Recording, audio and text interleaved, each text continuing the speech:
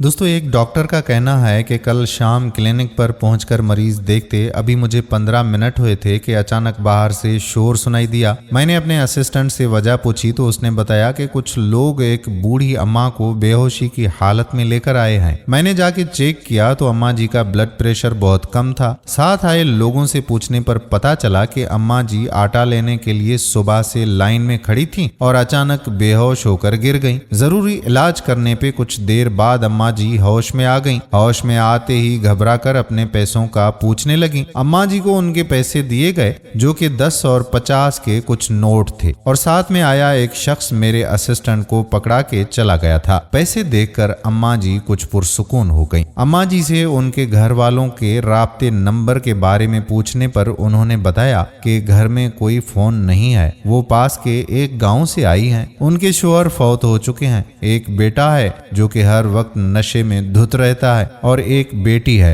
ये कहते हुए साथ ही वो रोने लग गईं। कुछ हौसला देने के बाद बेहतर हुई और कहने लगी, बेटा, मेरी बेटी से उसकी एक सोने की अंगूठी गुम हो गई तो उसके ससुराल वालों ने 3 बच्चियों समेत उसे घर से निकाल दिया कि जा अपनी माँ से अंगूठी लेकर आ, फिर तुम्हें घर आने देंगे। ये सुनते ही मेरे तो रोंगटे खड़े हो गए कि इस दुनिया में ऐसे बेहिस और घटिया लोग भी मौजूद हैं। फिर अम्मा जी ने एक आह भरी और कहने लगी कि अब 5 माह से बेटी और उसकी 3 बच्चियां भी मेरे साथ हैं और हमारा कोई सहारा नहीं। अब घर में कुछ खाने को नहीं। जिस किसी के आगे भी मदद के लिए हाथ फैलाया उसने यही कहा कि हमारे पास इस वक्त कुछ नहीं है, बाद में आ जाना। आज मैं सुबह नमाज के बाद आटा लेने के लिए आ गई। पैसे कम होने की वजह से आटा भी नहीं मिला। सुबह से शाम हो गई, भूखी प्यासी लाइन में खड़ी हूँ। ना किसी ने मदद की और ना ही आटा मिल सका। हुजूम में खड़ी ये सोच रही थी कि बच्चे मेरी राह तकते होंगे, खाली हाथ घर कैसे जाऊं। यही सोचते सोचते अचानक आंखों के आगे अंधेरा आ गया और मैं वहां गिर गई। डॉक्टर कहते हैं कि जरूरी दवाइयां देने के बाद मैंने राशन के कुछ सामान के साथ अपने असिस्टेंट को अम्मा जी को उनके घर तक छोड़ आने के लिए भेज दिया और अम्मा जी आंखों में आंसू और मुंह में दुआएं देती चली गईं। लेकिन उनका ये जुमला